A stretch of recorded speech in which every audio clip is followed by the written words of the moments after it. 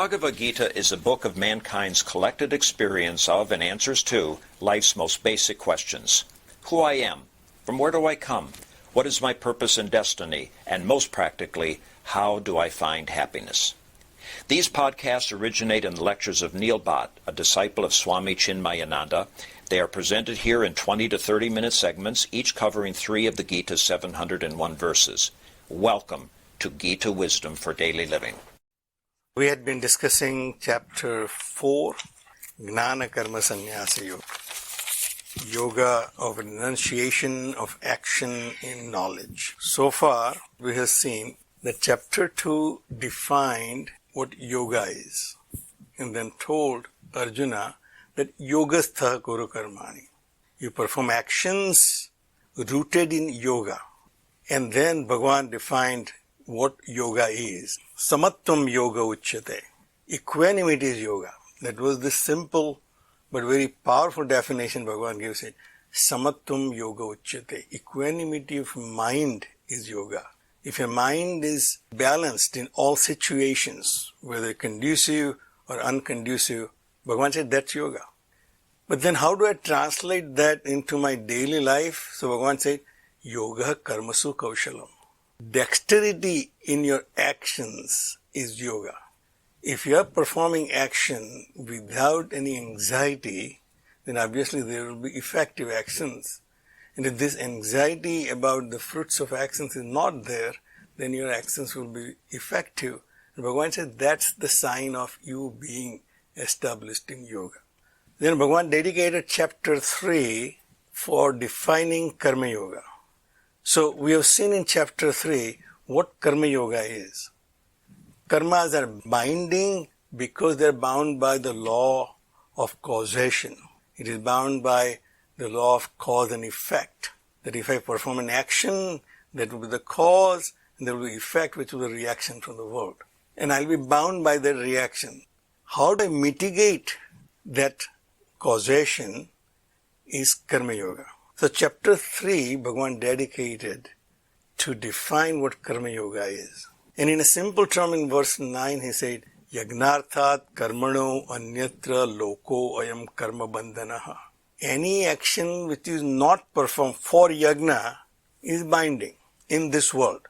So the simple definition of Karma Yoga is, when I perform action for yagna, then it is Karma Yoga. And we have then defined yagna. Yagna is any action which is performed for the greater good is yagna. Any action which is performed for my selfish gain is binding action, karma. Any action which is performed for the greater good is yagna. Yagnarthat karmano anyatra loko ayam karma bandhanaha. Any action which is performed for the selfish motives. If I am at the center of the result, it is for me, then it's a selfish motive. And therefore Bhagavan said, you're bound by that action. Whatever the reaction comes from the world of your action, you're bound by that. You have to enjoy it or suffer it. But if it is performed for the greater good, then you're not bound by it. You perform an action and your story ends there. Whatever results come out, the world will suffer or enjoy. So we have defined Karma Yoga in chapter 3. Chapter 4 is now centered on the word yagna. So in chapter 3 we have learned what Karma Yoga is to perform actions in the spirit of yagna. But what yagna is now defined in chapter 4. And then chapter 5 will take that a step further in what sannyasa is. This chapter is labeled Renunciation of Action in Knowledge. So I'm now renouncing my actions and not mine by thorough understanding that I'm not the doer. In other words, I'm not capable of doing anything unless I'm enabled by all others. All others in this world have to do so many things for me to do even a smallest act of drinking tea. When I come to understand that I am not the soul in charge of my action, then my ego will diminish. And then I'll come to understand that the ego actually have no real part. It's the consciousness which is enabling the ego to perform action. So Bhagavan said, that will be, I am now renouncing my action in knowledge, but when I renounce my actions completely, I become a sannyasi. When I have no sense of agency, then I'm a sannyasa. So this concept of Karma Yoga is defined in 3 chapters. First, define Karma Yoga, then what is Yagna, and then we will learn what is sannyasa. So far, in chapter 4, we have learned what is action, what is inaction. One who sees inaction in action and action in inaction, he is the person who sees things as they are. There are times when I'm acting, but it's of no consequences, it's an inaction. There are times I'm not acting, there are great consequences of me being not acting, and that's a great action.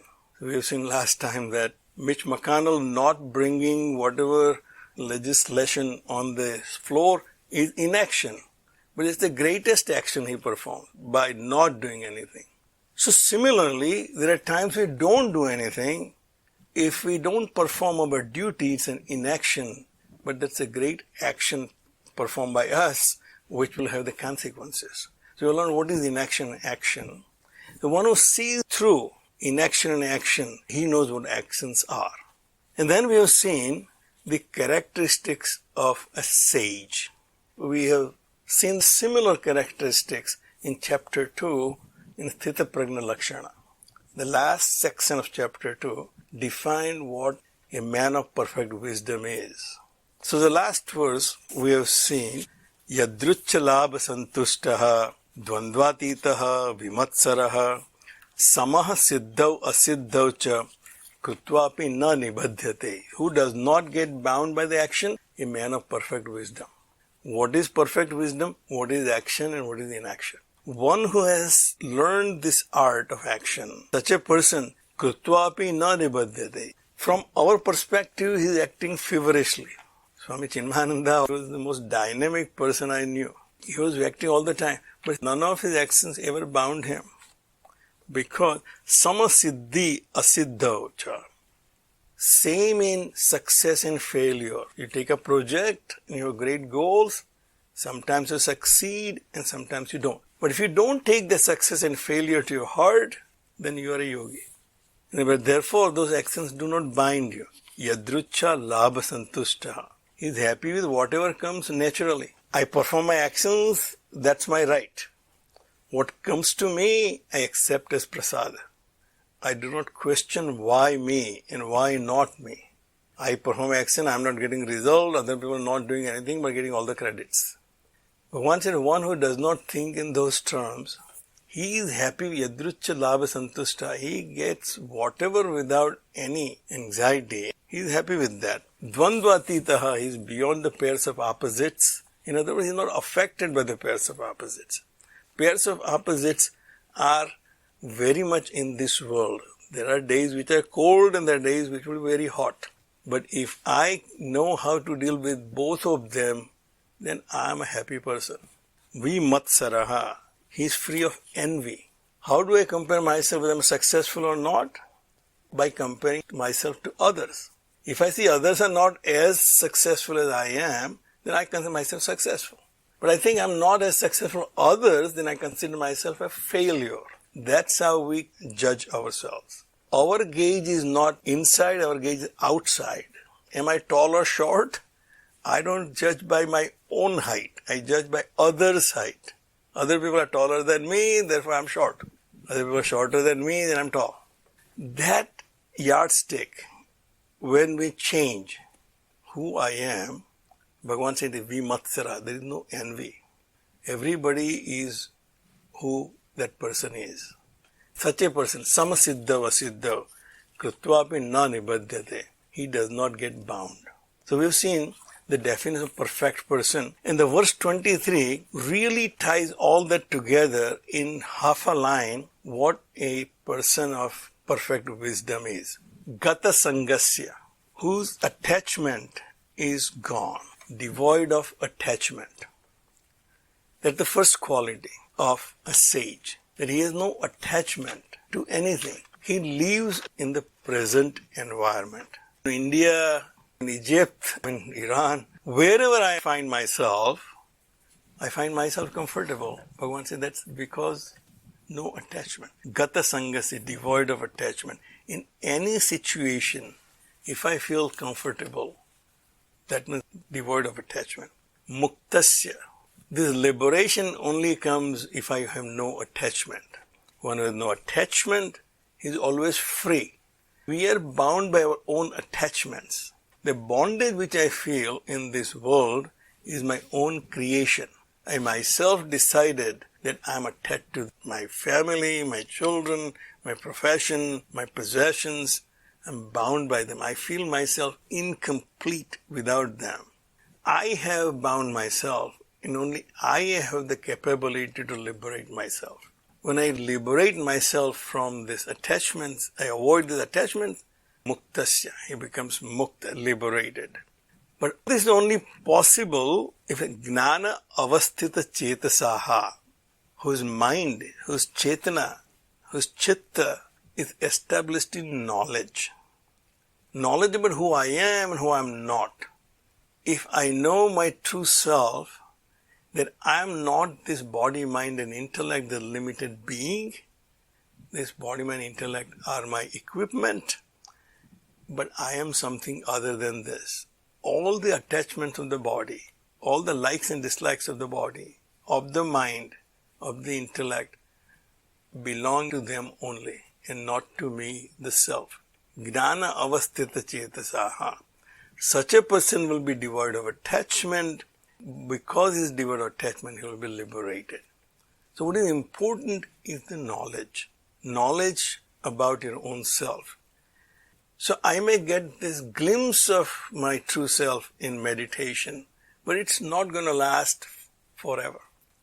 I'll come back to my day-to-day life, not to work in this world. And Bhagavan said, Yagnaya acharatah karma samagram praviliyate. Then I'll still be working in this world, but for yagnaya.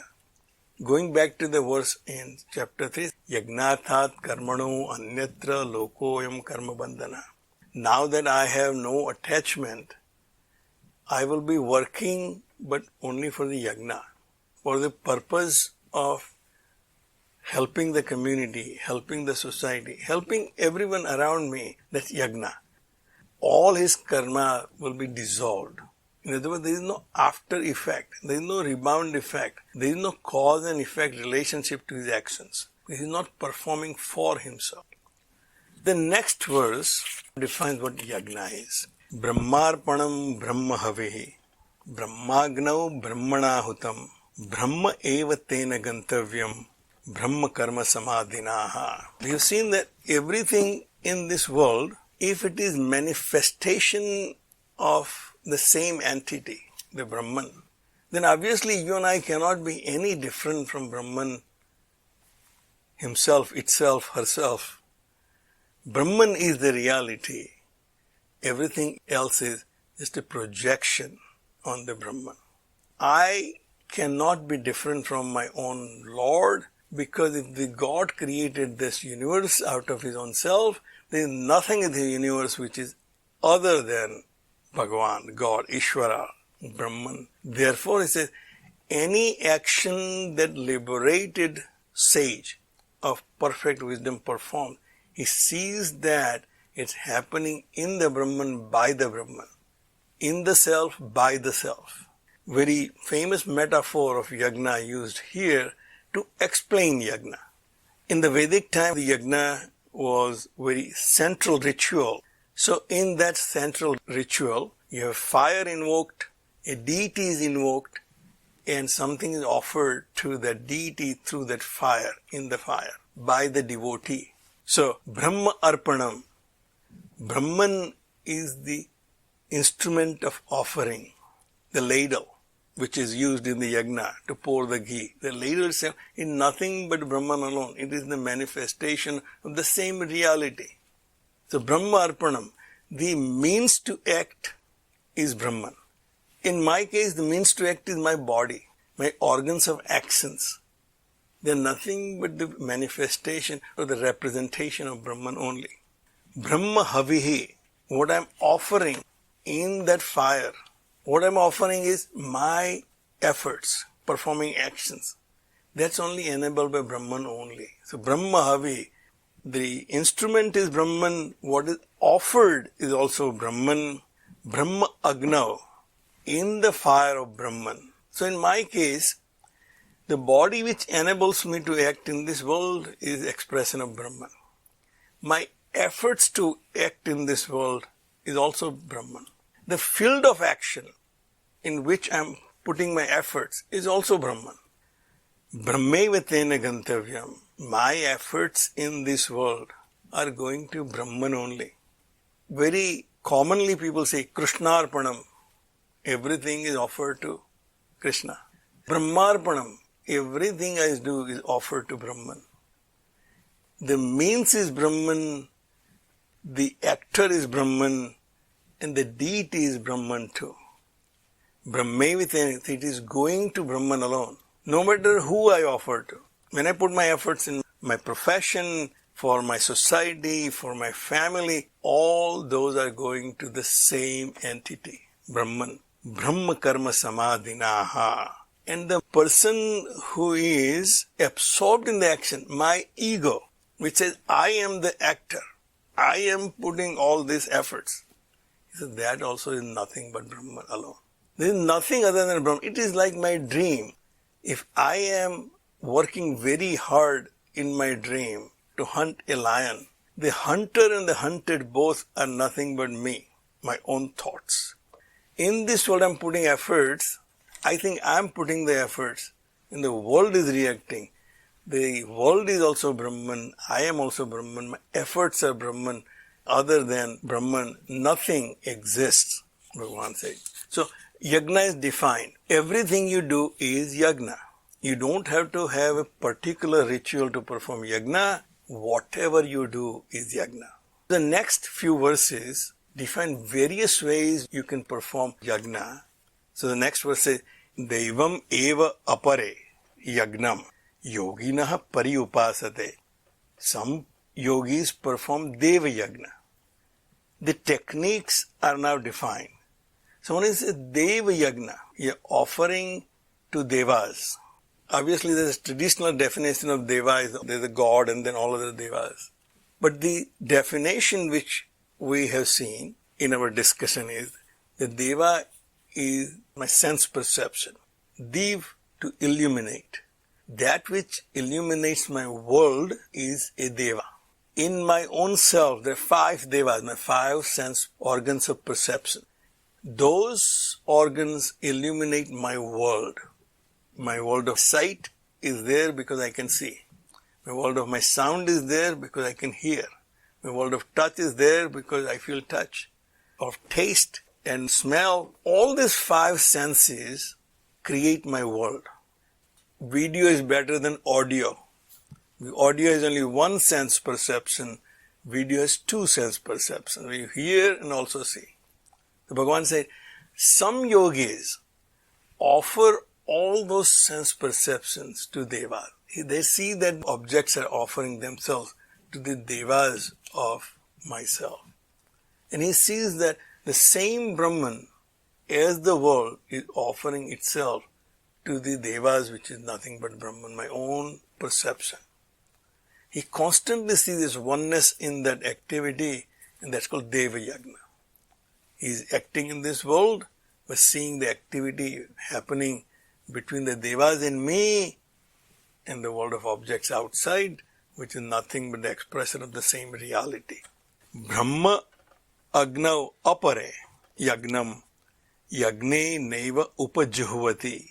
But the others perform the Brahma Yagna, the offering the self to the self, offering my own ego. When I dissolve my own ego, I am nothing but the expression of the Lord. And now the Lord is just functioning through me. That Bhagavan says is Brahma Yagna. Some perform this Brahma Yagna by dissolving their ego into the greater self, and then working in this world is nothing but the instrument of the Lord. That is Brahma Yagna. So these are various techniques one can employ while working in this world mentally. No performance of a physical yagna is required, But every action which I perform, either I can perform as a Deva Yagna or I perform as a Brahma Yagna, but I keep myself out of it, that I am not the actor.